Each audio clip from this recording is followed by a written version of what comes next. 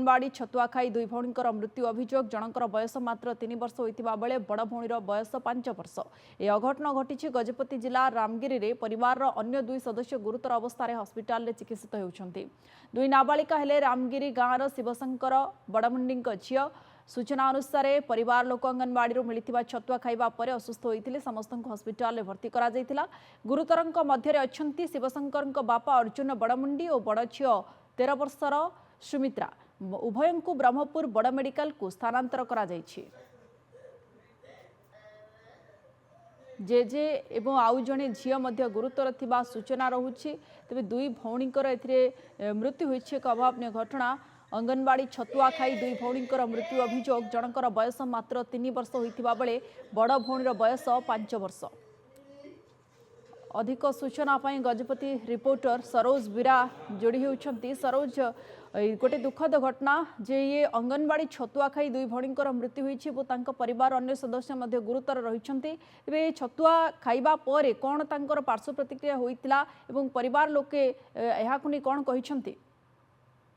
निश्चय देखु जहाँ आम परिवार लोक सहित आलोचना करूँ विषय जे गत शुक्रवार दिन जो छतुआ आंगनवाड़ी केन्द्र छतुआ वितरण होता से छतुआ नहीं गत काली दिन बेले से छतुआ परिवार लोक समस्त मिसी खाई खाइबा प्रथम जो 5 बड़मुंडी स्वास्थ्य अत्यंत खराब हो जाता तुरंत से प्राथमिक स्वास्थ्य केन्द्र को डॉक्टर देखी जहाँकि माने जो खाद्यर विष प्रक्रिया जो परिस्थिति से डॉक्टर तुरंत एम्बुलेंस डाकिया पूर्व एम्बुलेंस पहुंचा पूर्व मेडिकल मृत्यु होता से झीर परवर्त समय जो 3 वर्ष झील जी रही गुणवती बड़मुंडी स्वास्थ्य अवस्था खराब हेतु परवर्त समय मेडिकल सहित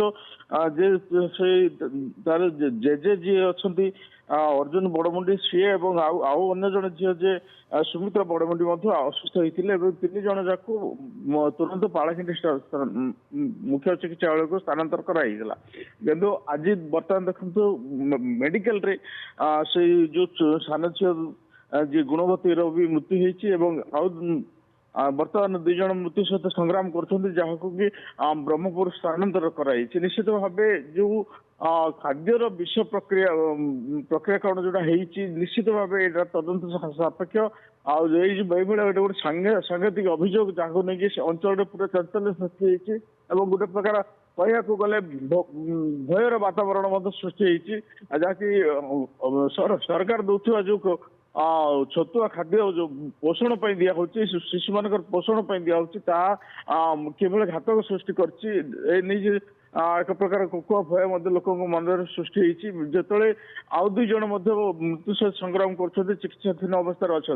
निश्चित यह पूरा अंचल एक प्रकार गोटे चंचल सृष्टि कर जहाँ को नहीं माने सरकारी कल जी तत्परता प्रकाश करवा जरूरी जे कौन पाई से छतुआ खाइबा परे स्वास्थ्य अवस्था गुरुतर है और 2 जनकर मृत्यु है अन्य 2 जन एबे भी चिकित्साधीन अवस्था रही। बहुत बहुत धन्यवाद आपको सरोज बीरा।